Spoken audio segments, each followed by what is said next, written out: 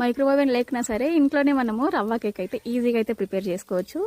ఈజీగా అయితే మనం బేక్ చేసుకోవచ్చు. నేను యూట్యూబ్లో అయితే చూసి ట్రై చేశాను. చాలా పర్ఫెక్ట్గా అయితే వచ్చింది. నేను అస్సలు అనుకోలేదు ఇంత పర్ఫెక్ట్గా అయితే వస్తుందని చెప్పేసి. ఫస్ట్ అయితే ఒక మిక్సర్ జార్ తీసుకొని ఒక కప్పు వరకు అయితే రవ్వ తీసుకొని మెత్తగా అయితే మిక్స్ అయితే పట్టుకొని అయితే పక్కనైతే పెట్టుకోవాలి.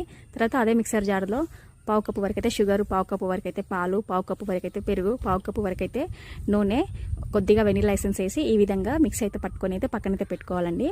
మనము రవ్వ అయితే మిక్స్ చేసి పెట్టుకున్నాం కదా, అదే రవ్వ 2 స్పూన్ల వరకు అయితే మిల్క్ పౌడర్ వేసుకొని ఒకసారి అయితే కలుపుకోవాలండి. తర్వాత మనం మిక్స్ చేసి పెట్టుకున్న పాల మిక్చర్ ఉంది కదా, ఆ పాల మిక్చర్ అనేది రవ్వలో వేసి ఉండలు లేకుండా అయితే ఈ విధంగా అయితే కలుపుకోవాలండి. తర్వాత ఇక్కడ నేను ఒక హాఫ్ కప్ వరకు అయితే మైదా పిండి అయితే తీసుకున్నాను. తర్వాత ఒక స్పూన్ వరకు అయితే బేకింగ్ సోడా, ఒక స్పూన్ వరకు అయితే బేకింగ్ పౌడర్ అయితే వేసుకొని ఉండలు లేకుండా అయితే కలుపుకుంటున్నాను.